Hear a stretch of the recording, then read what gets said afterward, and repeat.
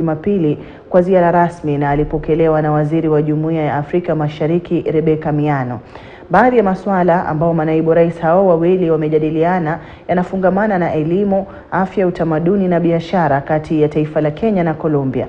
Márquez ndiye mwanamke wa kwanza wa asili ya Kiafrika kushikilia wadhifa wa naibu rais nchini Colombia. Hebu sasa tuvuke moja kwa moja hadi katika makao rasmi ya naibu rais eneo la Karen hapa jijini Nairobi kwa mengi zaidi. From the generation of African slaves and freedom fighters, rose from a housekeeper to the second most powerful office in the first leftist government of Colombia. From a tender age, you have created and sustained a legacy of fighting for the freedom and the dignity of the people. You are indeed a real hustler. Your visit comes a few months after elections in Colombia and Kenya.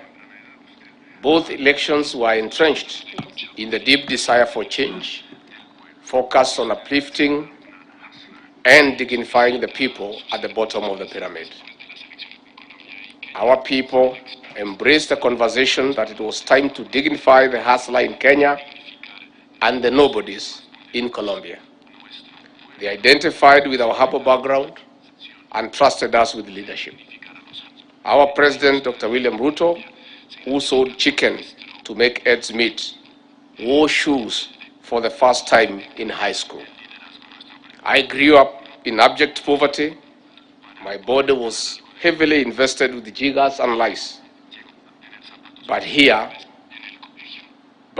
we are today. We have a huge mandate to transform the lives of our people until dignity becomes the norm for the hustlers and the nobodies of our countries.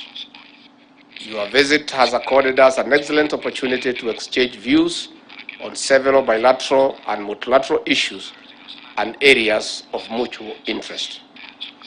Kenya and Colombia have continued to enjoy warm and cordial relations, holding long-standing historical bonds of friendship, which exist through various bilateral, regional, and multilateral forums. I wish to take note of the endeavors of the Republic of Kenya and the Republic of Colombia towards transforming the lives of their citizens at the bottom of society and the achievement of sustainable development goals. This development model will accelerate the intention of our countries to incorporate the poor into the mainstream economy and will enhance our ability to tackle complex domestic and global challenges. Your Excellency, Madam Vice President, during your campaign, your slogan was, "It is time for the nobodies," which resonates with our hustler conversation. Our government is committed and will remain a true representative of the hustlers. We shall also endeavor to enhance our impact in development and implementing effective strategies aimed at enhancing inclusive economic progress that target the hustlers and the nobodies.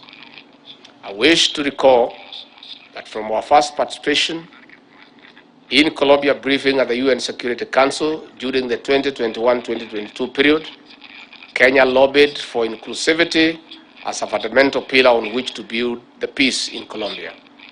We particularly called for the implementation of the ethnic chapter in the peace agreement to ensure that the rights of Afro-Colombians and indigenous communities are safeguarded. As the UN's Committee on the Elimination of Racial Discrimination puts it, Afro-Colombians face persistent structural and historical discrimination. This has resulted in entrenched poverty and political and economic exclusion. In this manner, we observed that Afro-Colombian circumstances largely reflected the experience of our brothers and sisters in America.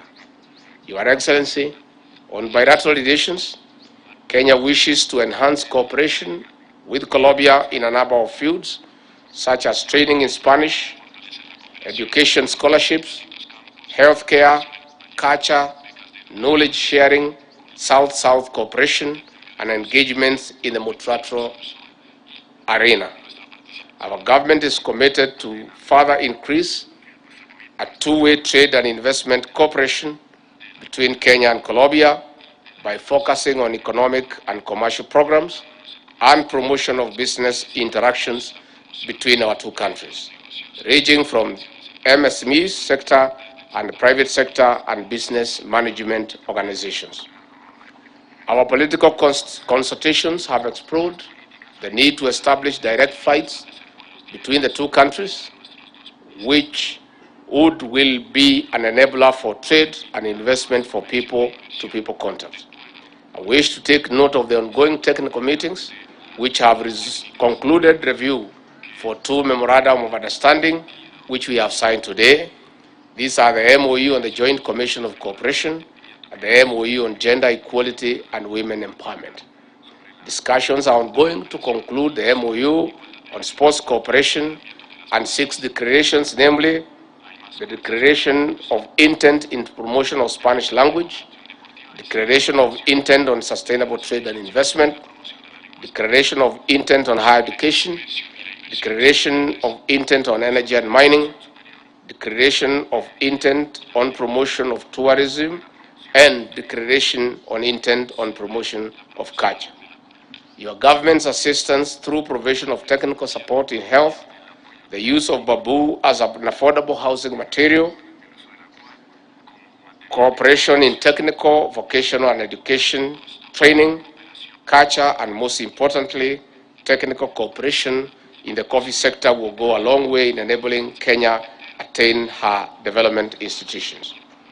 We look forward to partnering with Colombia in creating linkages between Africa, diaspora in the Caribbean, Latin America, and North America regions.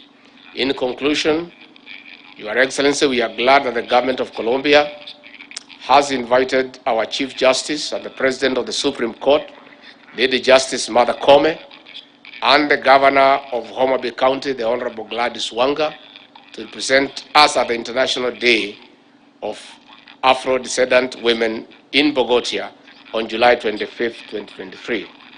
Your Excellency, I also accept your invitation to visit the Republic of Colombia with a huge delegation from the coffee subsector to learn from the people of Colombia on the success of the coffee subsector. Your Excellency, I have explained to you, the coffee subsector was very thriving in the 70s and 80s, but has gone down due to intervention by middlemen who have come in between the coffee producer and the consumer. His Excellency the President, in his Executive Order number 1 of 2023, bestowed upon me the responsibility to champion coffee reforms. I'll therefore be more than happy to visit your beautiful country to discuss matters coffee and to learn the beautiful experiences of the Colombian coffee farmer and be able to come and practice it here in Kenya. Finally, I affirm Kenya's commitment to working closely with the government of the Republic of Colombia in deepening our relations for mutual benefit of our people. Asanteni sana. Please, Your Excellency and your delegation enjoy the Kenyan hospitality. God bless Kenya. God bless Colombia. Your Excellency. Thank you. Muchas gracias, Su Excelencia, señor Vicepresidente RIgathi, Gachagua. Gracias a la nación keniana por recibirnos en esta delegación de visita oficial del gobierno de Colombia.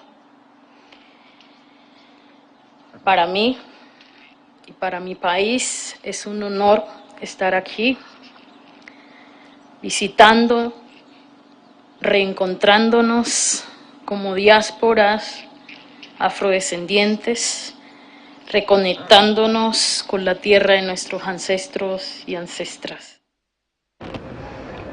Na mtazamaji, tutakuwa tunapata kwa kina taarifa hiyo kwenye taarifa zetu za hapo baadaye. Vile vile ndani ya muda usiokuwa mrefu nitakuwa navuka kwenye jumba la Harambee ambapo waziri wa usalama wa ndani Kithure Kindiki atakuwa amefanya mkutano na viongozi kutoka taifa la Somalia kuweza kujadiliana kuhusiana kufunguliwa kwa vituo vitatu vya boda ama vile vile vya mipaka ya taifa la Kenya na Somalia humu nchini.